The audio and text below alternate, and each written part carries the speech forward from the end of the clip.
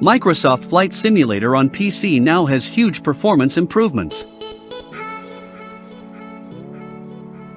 Microsoft Flight Simulator is getting its biggest update ever on PC today, thanks to a new patch that delivers significant performance improvements.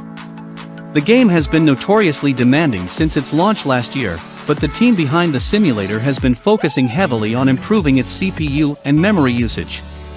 PC players can now go ahead and download the latest update, and it should improve frame rates across a variety of hardware. I've been testing the update for the past couple of weeks on my own PC, equipped with an Intel Core i9-11900K and Nvidia GeForce RTX 3080 Ti, and the improvements are staggering even on top hardware.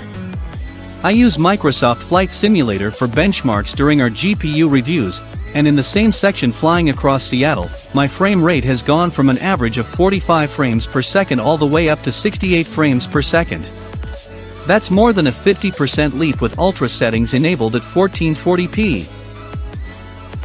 Even flying across areas like New York City sees some impressive improvements, with my machine now managing to hit 80 frames per second average in what's typically a very demanding part of Microsoft Flight Simulator.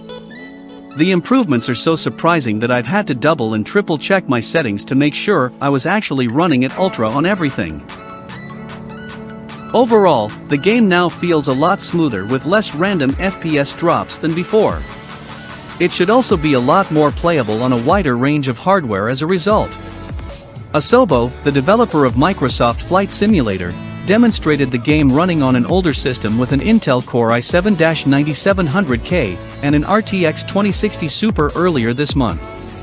Microsoft Flight Simulator jumped from around 30 frames per second to nearly a solid 60 frames per second on this PC with the patch, and CPU and memory utilization also dropped significantly. We have rewritten a lot of the parts of the engine in order to get the maximum performance out of the sim, explained Asobo CEO Sebastian Locke earlier this month. The team has been mainly working on CPU optimizations, and it's clearly worked out well. This has all been achieved without a move to DirectX 12 too. While a DirectX 12 version of Microsoft Flight Simulator launches on Xbox Series X/S today, the PC version will remain on DirectX 11. That leaves the door open for even more potential improvements in the future. The upcoming move to DirectX 12 will also allow Asobo to introduce ray tracing in the game. Effects should include better water, improved shadows, and the usual reflections that are found in ray-traced games.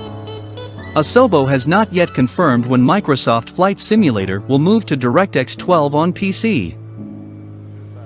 All the performance improvements come from just improving the simulator, confirmed Locke earlier this month. PC has not yet moved to DirectX 12, the team is still working on it. It may bring improvements further, or not.